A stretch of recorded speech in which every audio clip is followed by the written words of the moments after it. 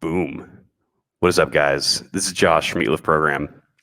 And tonight I'm going to be explaining to you guys the differences between a central bank digital currency or a CBDC and literally almost any other decentralized digital asset such as Bitcoin. And the reason why I'm talking about this is because I'd like to explain it to you guys from a technical standpoint, because a few days ago, my favorite clown character in the current news cycle, Jerome Powell, had some nasty things to say about cryptocurrencies that I just completely didn't approve of.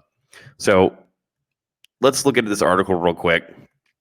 During testimony before U.S. Senate Banking Committee earlier today, and by the way, guys, this is July 15th is when this article was written, so about a few days ago, Federal Reserve Chair Jerome Powell was asked about central bank digital currencies, CBDCs, and stablecoins. He said he was undecided about a central bank digital dollar and believes stablecoins need regulation. You don't say. Powell stated that if there was a CBDC, there would be no need for cryptocurrencies and stablecoins. The senator asked whether the reverse was also true, that with crypto and stablecoins that there is no need for a CBDC. It's a very smart senator right there. And I don't think that Jerome Powell is as smart as the senator that was questioning him. Either Jerome Powell isn't as smart, or he's just turning a blind eye and he's just ignoring the facts that, quite frankly, he doesn't want you guys to understand and to hear. So, guys, to explain to you the difference really quickly from a technical point of view between something that is decentralized like Bitcoin, as I have over here in the top left, and something that is centralized between a CBDC. First, we need to understand how Bitcoin works from a technological standpoint. So the bottom over here, guys, I have blockchain. And obviously, Bitcoin is a blockchain-based technology. It is blockchain-based software. And what is that? In computer science, a blockchain is something really similar to a linked list. It's really just a bunch of blocks linked together in a list of data. And each block contains some sort of data that includes transactions and history and records of whatever was going on at the time that was blocked, was mined or created. And this part about the technology, so the blockchain part about it in general, is very important because with a technology like this, we know that everything is 100% clear and transparent. You know that Bitcoin is never going to lie to you because it can't.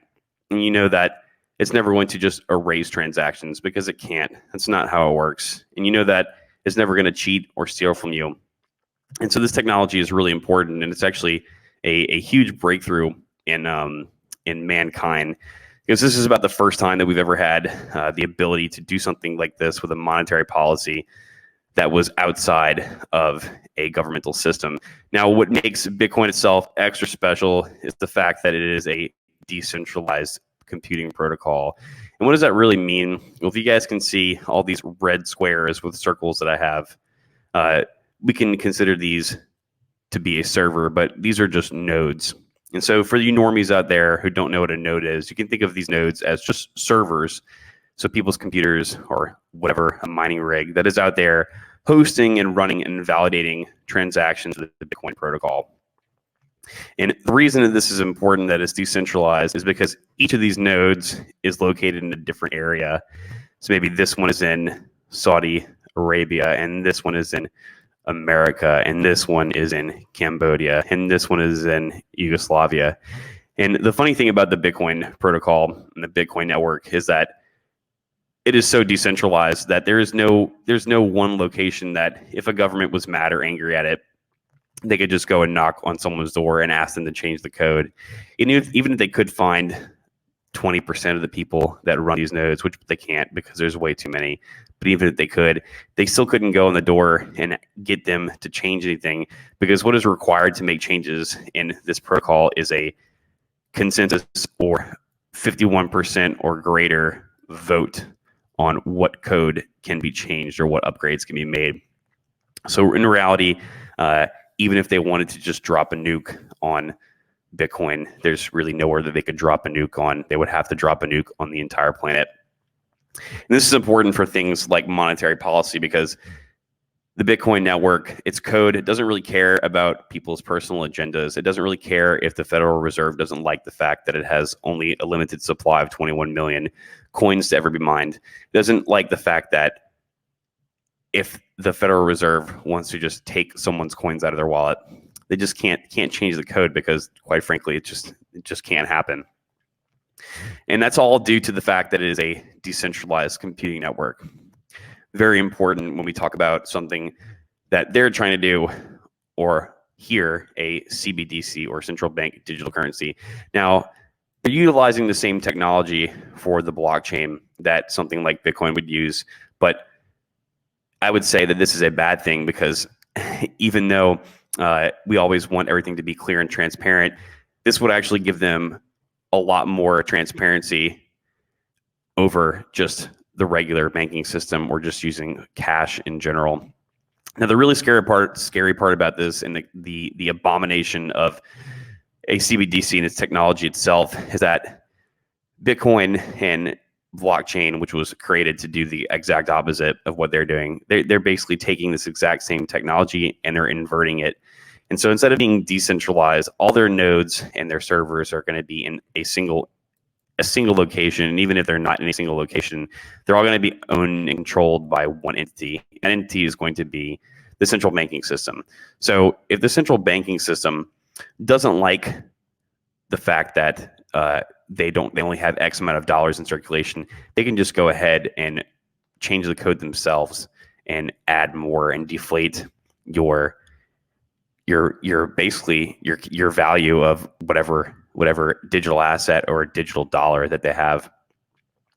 Excuse me, they could inflate it as well. So that's also not a positive. Another thing that they can do is if they don't like something that you did, they can just simply freeze your wallet because they have access and can control the code. They don't have to get a vote from anybody. They don't have to get permission. They can just do whatever they want. So if Jimmy does something that they don't appreciate of, they can say, sorry, Jimmy, we're just going to take access of your wallet and delete everything from inside of it. Or another thing that they have the ability to do with this is if you are paying your regular amount of taxes and for some reason they disagree with the amount of taxes that you paid, even if you're legally paying the fullest amount, they just happen to think that you owe them more than what you're actually paying, they can just take that out of your wallet without asking for permission because, again, it's all centralized and they control the code and they can make the updates. So I would say that's a pretty bad sign for humanity. What else can they do? Well, if you're saying something that is not on their agenda, or if you're saying whatever is the current bad word or whatever word or adjective is currently frowned upon, or whatever they want to label you as, they can just say that you can't partake in this system because that word is bad, and they can just simply delete all your money or put a freeze or stop access to you and your wallet's ability to be able to send and receive transactions. Another huge X for this technology that they're trying to invert upon us. I could probably go down the list on and on and on about why this is not good as far as monetary policy is concerned. But I think you guys are starting to catch the drift here. If you can see the true technological differences between something like Bitcoin, which is truly decentralized, and something like a central bank digital currency, which is completely centralized. It's not decentralized at all. I think you can see which one of these is a truly beneficial technology for mankind and which one of these is kind of an abomination or really just disgusting, quite frankly. And I find it extra funny that they want to take the technology that was created to help benefit mankind and use that to enslave us and trap us even more. All right, guys, I hope that made sense, and I hope you learned something about that. If you guys didn't understand anything that I said in this video, please drop a comment and let me know, and I will try my best to clarify it. This is Josh from Eat Lift Program. Don't use CBDCs, just use a Boomer coin, and I'm out.